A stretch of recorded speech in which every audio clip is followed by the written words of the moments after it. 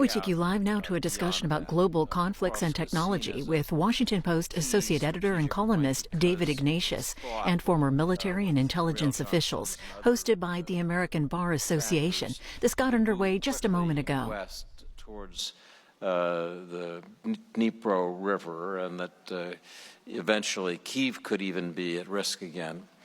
The same in Zaporizhia in the south, fear of rapid movement.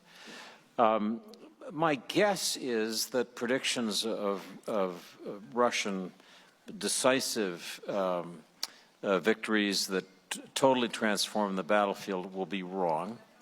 That they've been wrong in the past. This war, since the early days, has been a stalemate. It's been a protracted, incredibly bloody stalemate, but it's striking how little the lines have varied. It's a weird combination of World War I, you know, think of Verdun and people just slaughter to gain a few hundred yards at the front, combined with this a modern battlefield of a sort that we've never seen before, so dense with drones that, you know, it's said you can only move in the little brief window between sunset and moonrise, for example, or a similar period just before dawn, when the optical and other sensors can't see you and the drones are blind. So with that kind of front, the idea the Russians could just roll forward, I think, is unrealistic. If the Russians capture this next city, it has some strategic value because of its position, but is this just to get into a better position for the negotiating table, or is there do the Russians actually think they're going to be successful in literally capturing all of Ukraine? What is their mindset?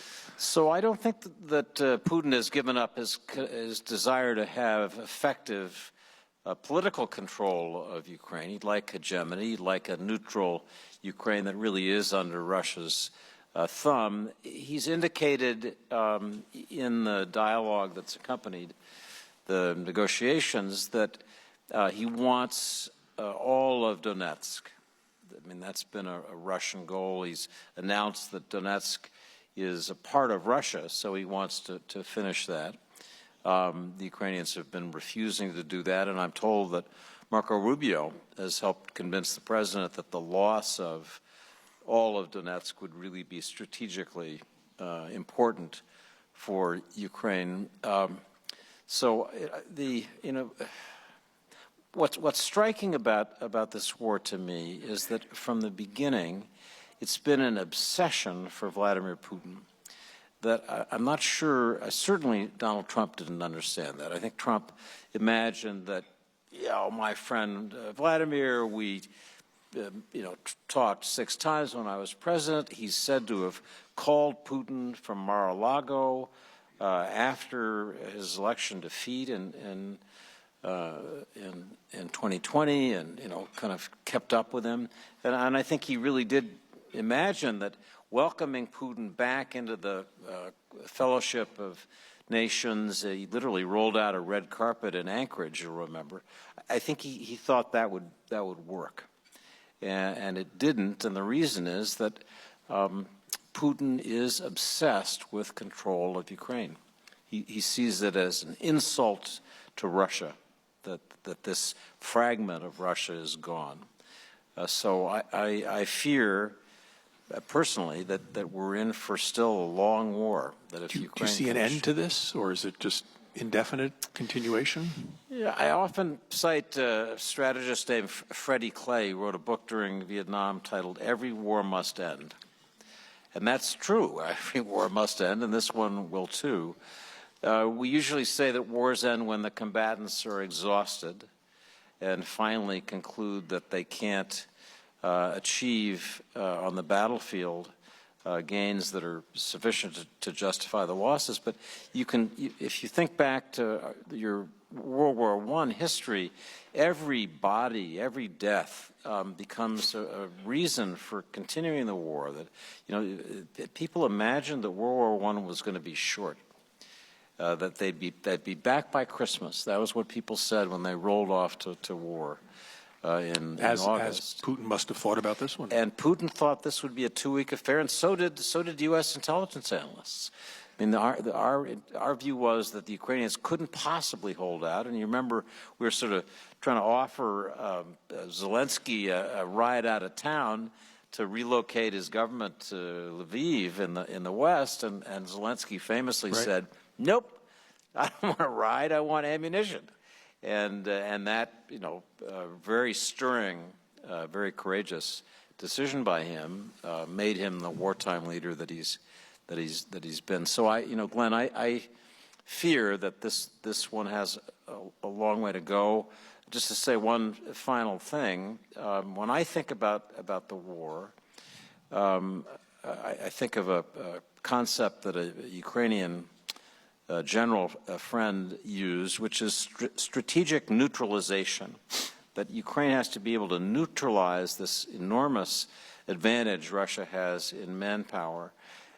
So over a protracted conflict, Russia's advantages are neutralized, and you just have a steady state.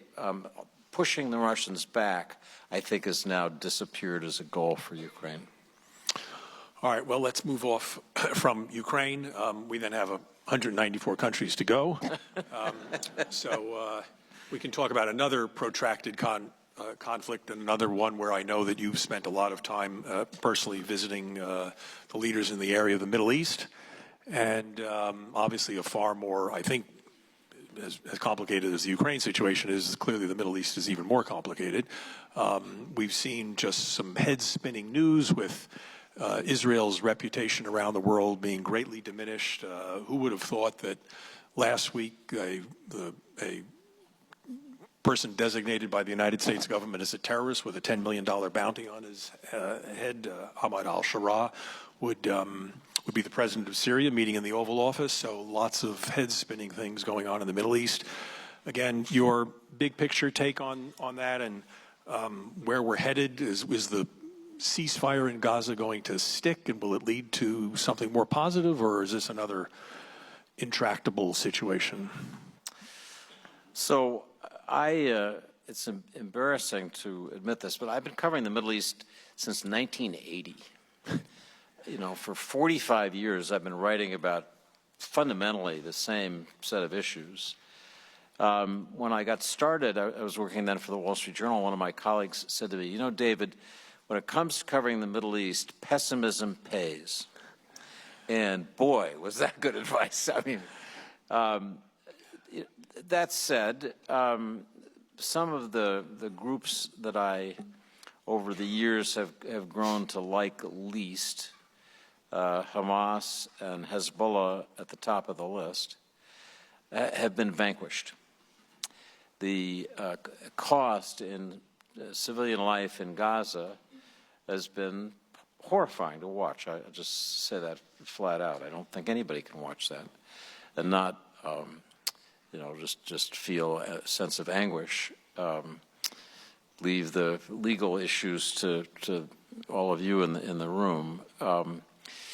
What saddens me about Gaza is that there still is not, despite Trump's, much ballyhooed peace plan, Board of Peace, that there still is not a coherent plan for the day after in Gaza that will allow for stable governance. I mean, to have gone through the misery of this war and still have people fighting over distribution of humanitarian supplies, and Hamas is at the point of a gun trying to control, the food that these desperate people eat, is disheartening, to put it mildly. I'm encouraged that Jared Kushner, somebody who I think does know a lot about the Middle East, but in particular about the Israeli-Palestinian problem, is involved. I'm encouraged that part of President Trump's announcement that we were going to have a CENTCOM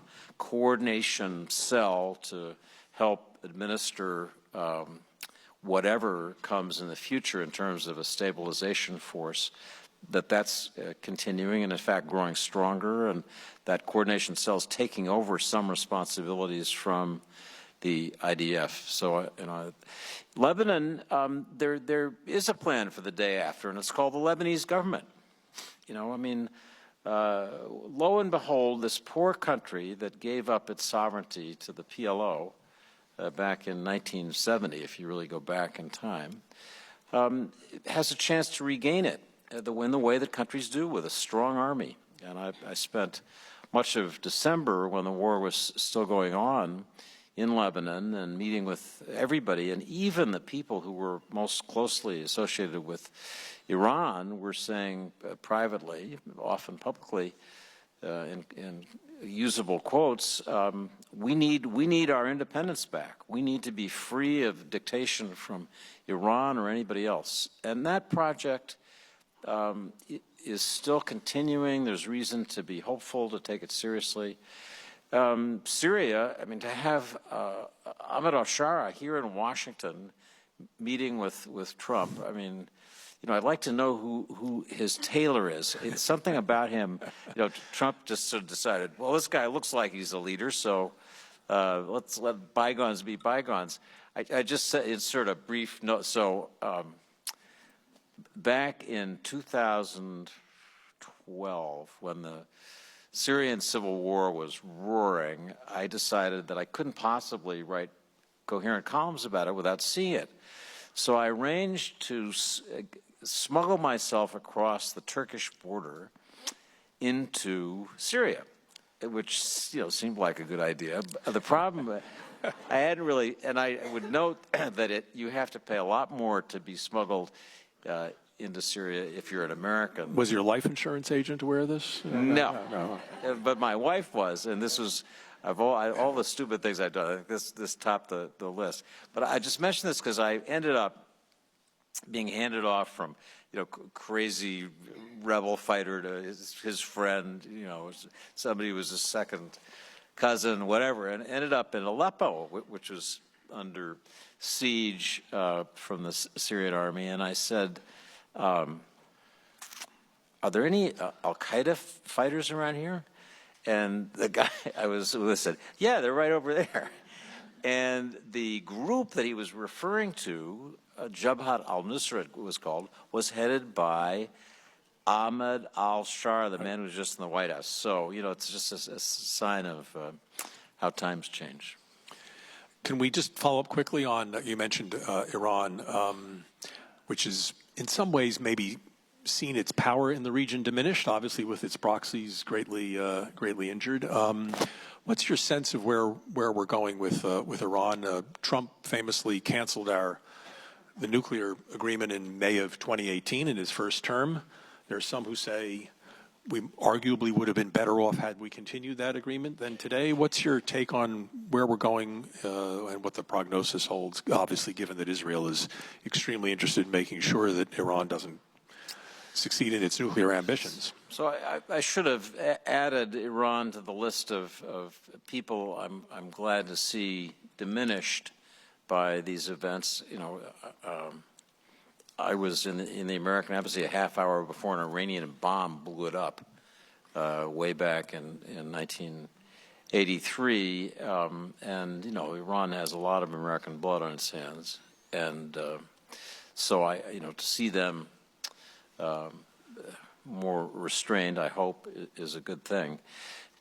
In the case of Iran, as in the case of Gaza, what's troubling to me is that there isn't a coherent endgame. We used a lot. Israel went to war for 12 days, brilliant campaign, significantly reduced Iranian missile power, its ability to make a nuclear bomb. There are no nuclear scientists left in Iran. I mean that quite literally. They went down the list, this first tier, second tier, third tier. They're all dead. And so Iran poses less of a threat, but you needed to, I think, finish that process with an agreement that was a version of what President Obama negotiated that would, clearly limit and allow inspection to verify the limits for future Iranian nuclear activity. And my fear is that, as in Gaza, I mean, at some point you're just going to go back to war again. You know, there's going to be signs that the Iranians are reconstituting certainly their ballistic missile program. And if so, Israeli jets will be up in the sky, and then we'll have another round. And I think that sort of endless cycle of violence is a central problem in the Middle East. And for the development of the region, not to mention the welfare and security of the people, it's really important to move to more stable systems. I've been to Iran twice. Each time, Glenn, I have been struck by the immense hunger of the Iranian people to be a modern country. You know, I mean, they have this goofy system run by medieval-sounding clerics, but Iran is as sophisticated a country. Just look at Iranian cinema if you want an example of how, you know, how much a part of our world they are. So, at some point, that pressure of Iranian society and culture will break through, but I couldn't tell you when. All right. Well, tempted to continue on that too, but let's complete our geographic overview here for a minute with the obvious of China. Some would say that I think it's fair to say that our relations have probably never been more fraught. Some would say that's arguably a little bit self-inflicted by the current administration with its vacillation on tariffs. But on the other hand, China has been extremely assertive in many other ways, not only in the Indo-Pacific area, but around the world.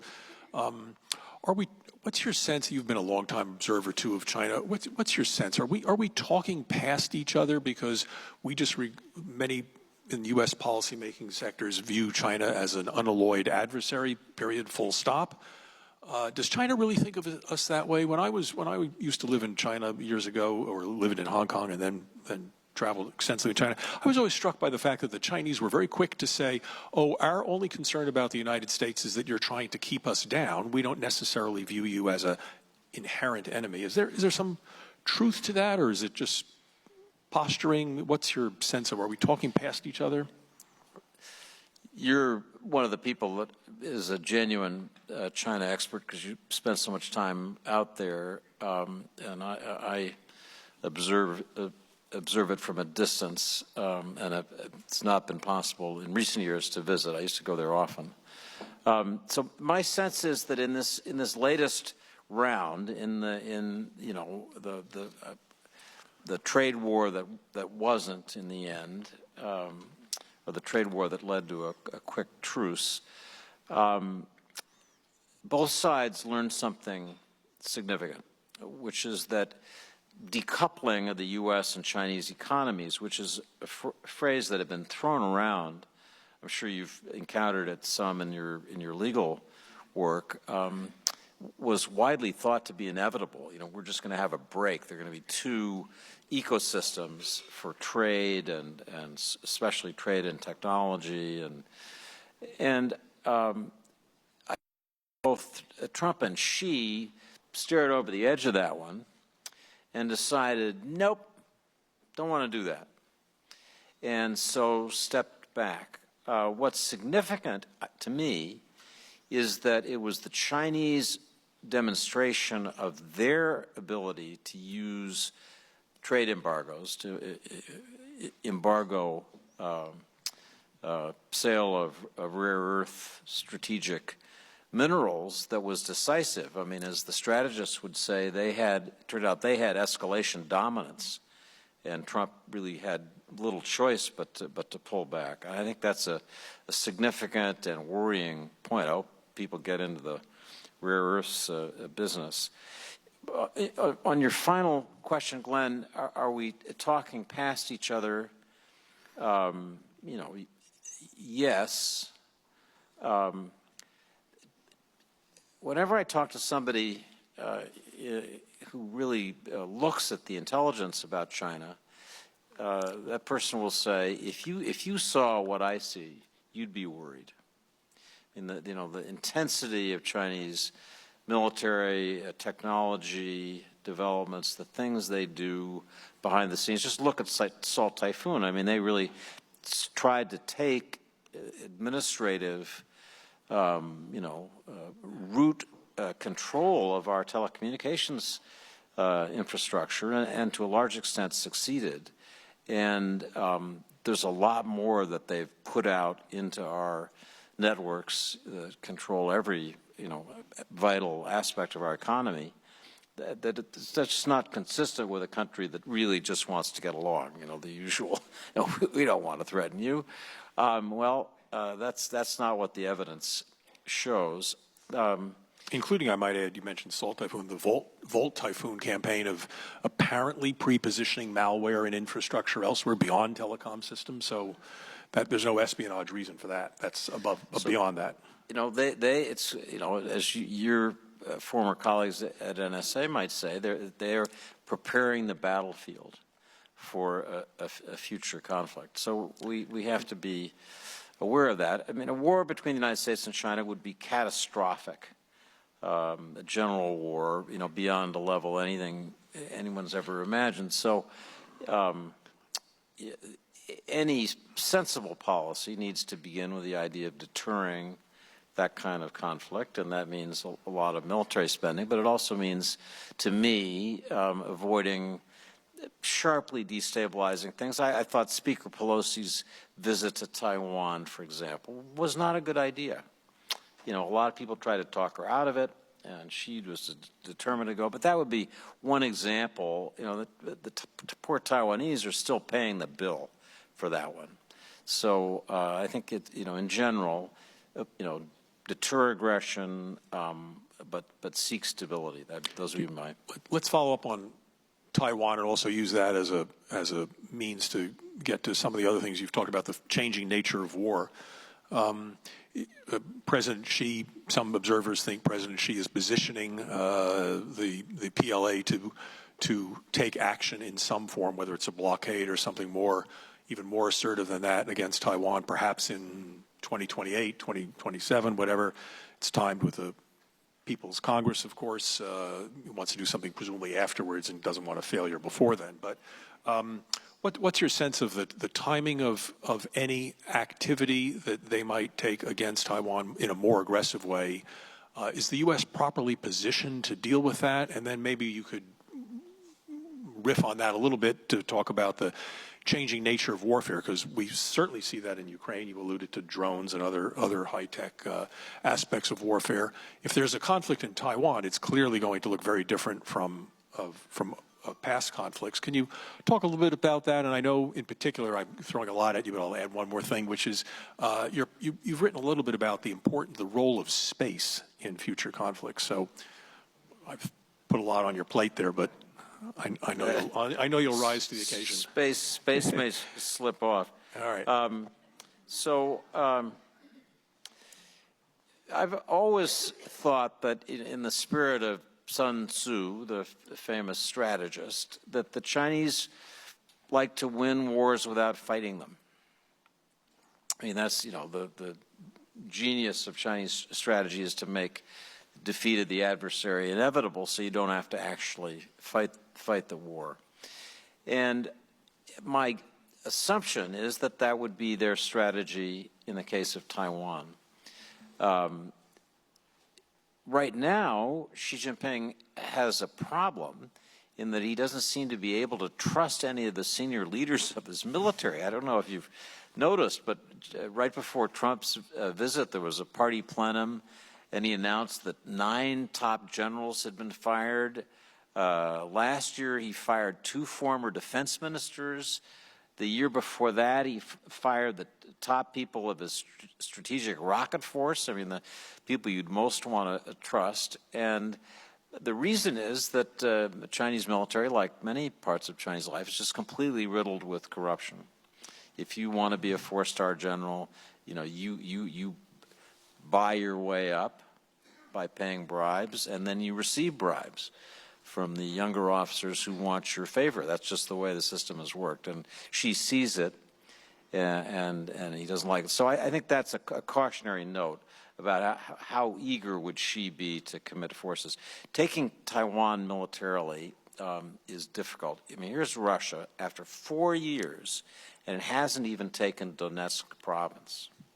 So, when you're facing, a wall of drones, seizing an objective is more difficult than it used to be. So I personally think that scenario is unlikely. Unfortunately, there are a lot of other ways that mainland China could effectively neuter Taiwan that would have strategic importance for as long as we're dependent on chips made there, and I'm sure that's going to be an area of intense focus. Just to say a word about space,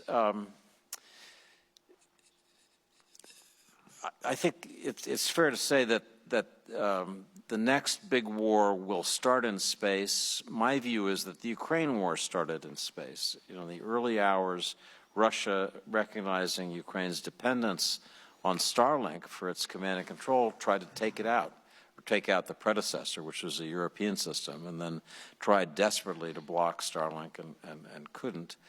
The Chinese have been extremely aggressive in developing space weapons, really more aggressive for a long time than the United States was. We were a little bit asleep at the switch. That's changed now with the creation of Space Force. Trump was absolutely right. It's rare that I get to say that sentence. I'll just repeat it. Trump was absolutely right to create the Space Force because the Air Force just wasn't doing the job adequately. But, the Chinese have the most exotic, I just was out talking to people about this a few days ago, the most exotic anti-satellite weapons. I mean, they have weapons. There's something, 30 more seconds, there's something that people refer to as the graveyard zone.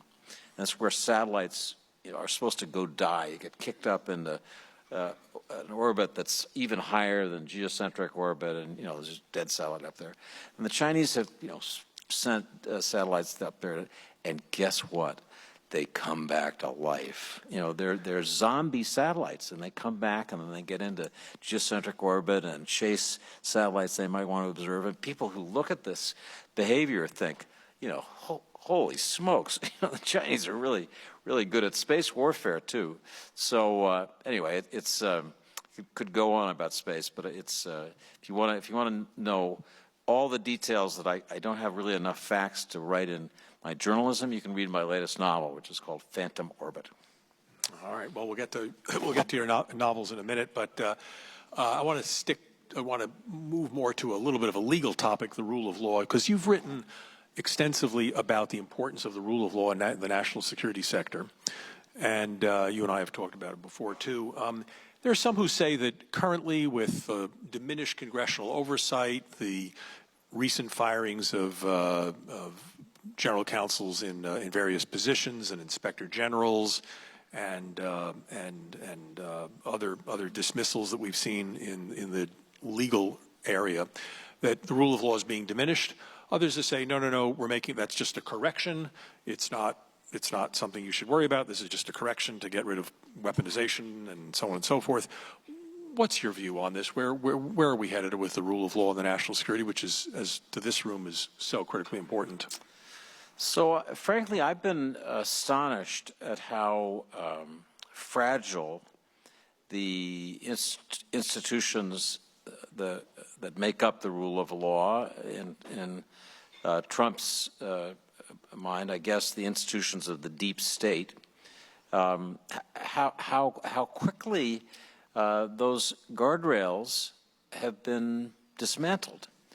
Very quickly at the Pentagon, Secretary of Defense Hegseth fired not just the chairman of the Joint Chiefs, C.Q. Brown, and other top operational officials, but fired all the JAGs, the Judge Advocate Generals. So there was nobody around to tell commanders what a legal order was all of a sudden. And I think that's had a significant effect on the ability of the military to kind of think, well, gee, I swore my oath to the Constitution. Does this order I've been given square with that? There was nobody to give them advice, and quite properly, commanders don't want to make those decisions on their own.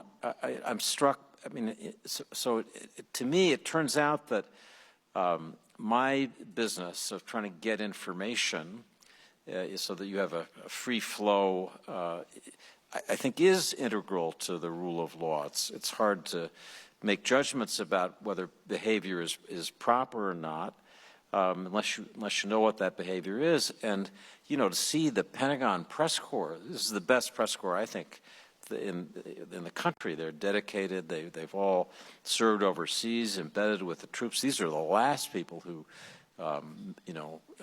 make erratic judgments about classified information. See them just exiled from the Pentagon and have to report from afar, and there be no recourse.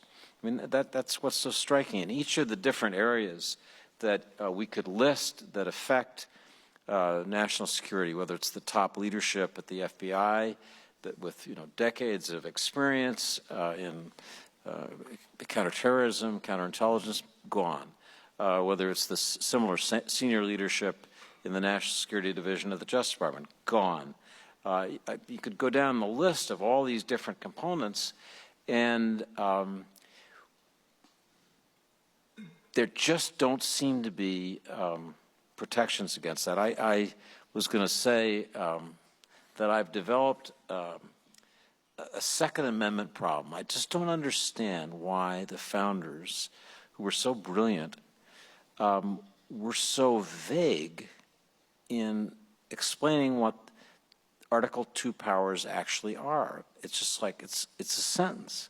I have a friend who's a historian, a constitutional scholar, who says they didn't want to offend George Washington, who was in the audience at the Constitutional Convention, and everybody knew he'd be the president, and they didn't want to be saying, well, George, do this, that.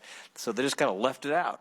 And the problem is there's nothing there that's very helpful to go by. So the simple answer, Glenn, is I think the effect on rule of law and the national security components of rule of law has been quite stunning, and I'm struck by the lack of pushback or ability to push back that I've seen. Really shows you how fragile the system is, and as you say, we've got a constitution, but it depends on lots of people behaving in ways that are expected in accordance with norms, but not necessarily the actual printed words in the Constitution. So, yes. Well, we've got about just a few more minutes. Let me ask you one or two more, if I may shift to some more personal questions. Your extraordinary father just passed away. Again, my condolences, at 104 last week. He was the former Secretary of the Navy, head of the Air Transportation Association, as I recall, and for a period of time, the president of the Washington Post. And during that period, as I understand, he advised against the publication of the Pentagon Papers to then publisher Kay Graham, but later reversed his course and said that was the right thing to do. As his son, as a journalist, you're surely in a situation where you get classified information leaked to you, and how do you deal with that? Are there systems in place? Do you just automatically say, well, if I have it, it's published and not, or what's your way of thinking about the obvious national security risks associated with the leakage of national security information? First, I should just say a word. My dad did pass away a week ago, 5 days short of his 105th birthday, so he had a good long life. One of the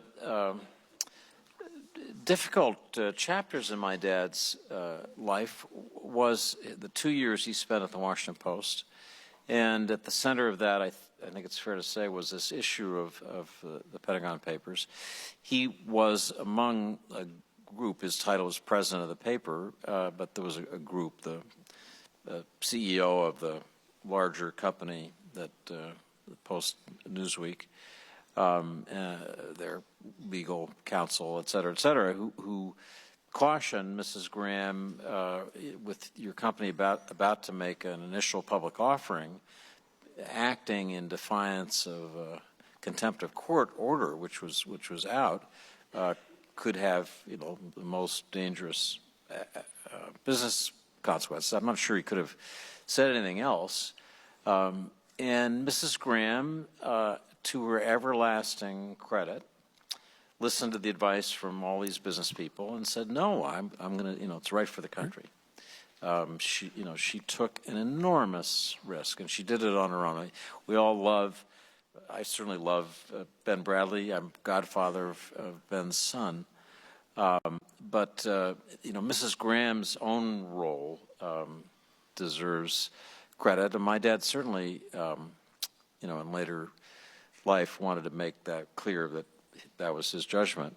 So Mrs. Graham had very specific thoughts about classified information, which may surprise you given the decision, go for it, boys, back in 1970.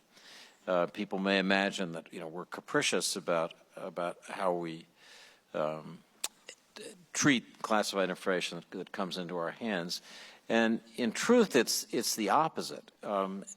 Thanks to Mrs. Graham, she gave a speech that we understood was kind of holy writ during the 80s that said that when we come into possession of something that's secret, we have an obligation as journalists to inform the agency that's relevant and let them make a case as to why this is damaging to the national security, why people's lives could be at risk or the nation's fundamental security interests could be at risk.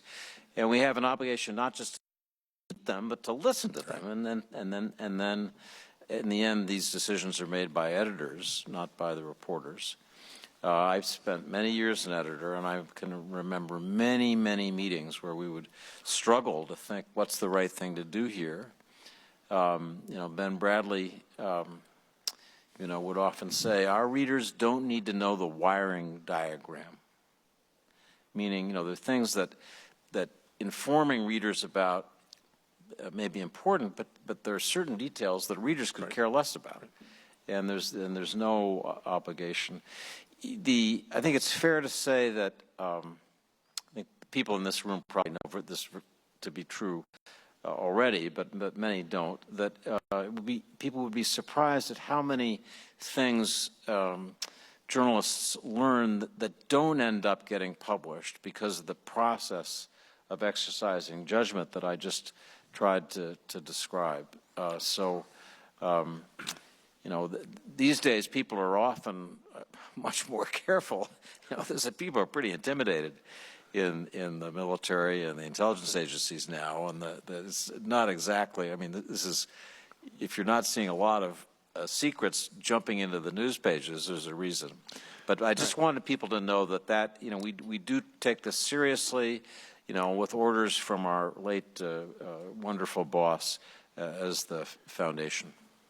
Good. All right, let me squeeze in one last question. We're almost out of time, but I do want to, you've written 12 spy novels, and I know you're working on one, you told me, another one right now. You've had a terrific education. You were at Harvard and Cambridge, and when you were ending your formal education, did you know then that you wanted to be a journalist and had some spy novels in you, or did you ever consider a higher calling such as law? Or did you? So, funny you should ask. So I spent my 30s saying to myself, sometimes out loud, I wonder if it's too late to go to law school. Because, I thought, I love journalism. And, I'm pretty good at it. But that's not a real profession, right? So at some point you're going to have to go to law school. And then eventually it was too late to go to law school. And so I was, there I was. They ain't over yet. Well, life is long, as my father demonstrated. So the novelist part, I actually had taken fiction writing courses at Harvard, and I was really quite bad at it.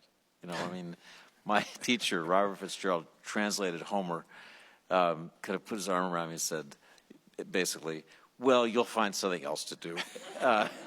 And I did, and then I had this experience. I'm not going to go into all the details, but I made reference to it in in April 1983, I was in the American Embassy in Beirut, and I left 12:30, just after 1 o'clock. Boom! Loudest explosion I'd ever heard in Beirut, and the embassy had been, you remember the photos, the whole front facade, many, many people killed, including every member of the CIA station that was in Beirut that day, and a visitor who'd come from Washington named Robert Ames, one of the great case officers CIA ever produced. And I had already written a story on the front page of the Journal about an operation he had run that had recruited Yasser Arafat's chief of intelligence as an American asset for almost 10 years, until he regarded correctly by Israel as an anti-Israel terrorist, was assassinated.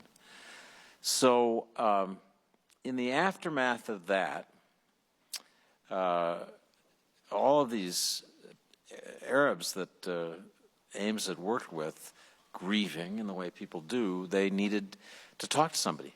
And so I just became the person they talked to. And I heard so much stuff, I thought, there is no way you're going to get this in the newspaper. And I'd already written the basic story a couple months before, as I said. So that's how I ended up wanting to write a novel. It was turned down by every single publisher in America, except for one which said, okay, we'll publish it if you'll write a book of nonfiction. So anyway, that book was called Agents of Innocence, and got me started on what's now, I'm now on my 13th. Including Body of Lies, which turned into a movie. Yep. Our close family friend Leonardo DiCaprio is the star. And what's, very quick, what's the topic of the new one you're working on? So the new one, I'm not going to say too much about it, but it's about the U.S. and China, the sort of the CIA and the Chinese Ministry of State Security, its Chinese counterpart, have been in the most complicated and intriguing battle over the last 15 years you can imagine.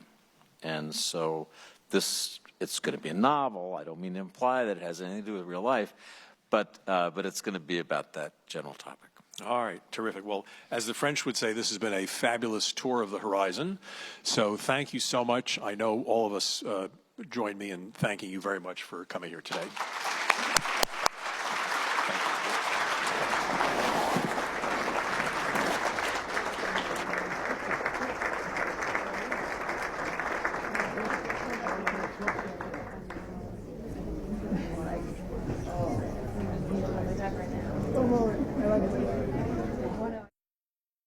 C-SPAN, democracy.